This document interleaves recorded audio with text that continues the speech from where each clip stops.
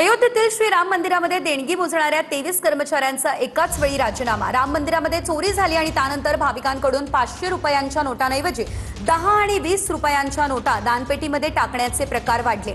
नोटा मोजणीला जास्त वेळ लागतोय आणि त्यामुळे कर्मचाऱ्यांनी राजीनामे दिले। अयोध्येतील राम मंदिरात दानचोरी प्रकरण समोर आल्यानंतर त्याचा मोठा फटका आता मंदिर प्रशासनाला बसू लागलाय। पूर्वी दानपेटीत दान म्हणून येणाऱ्या नोटांचं प्रमाण आता घटलंय। त्याऐवजी लोक आता सुट्टे पैसे किंवा 10 आणि 20 रुपयांच्या नोटा दानपेटीत टाकू लागले। त्यामुळे कामाचा ताण वाढला असल्याचा दावा करत मंदिरातील 23 कर्मचाऱ्यांनी राजीनामे दिले।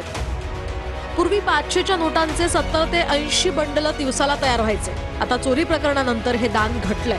आता दान घटलं असलं तरी सुट्ट्या पैशांमुळे कामाचा ताण वाढल्याची तक्रार कर्मचाऱ्यांनी केली आहे। दान चोरी प्रकरणामुळे मंदिराला मोठा फटका बसतोय।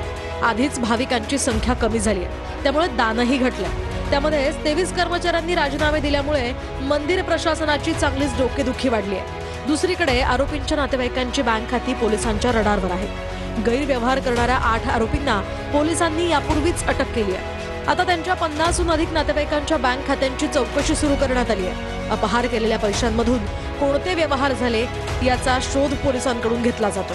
तर राम मंदिर दानचोरी प्रकरणी चंपत राय यांच्यासह सहनियुक्त केलेल्या पदाधिकाऱ्यांची नार्को टेस्ट करा अशी मागणी माजी मंत्री सुबोध सावजी यांनी उत्तर प्रदेशच्या राज्यपालांकडे केली आहे।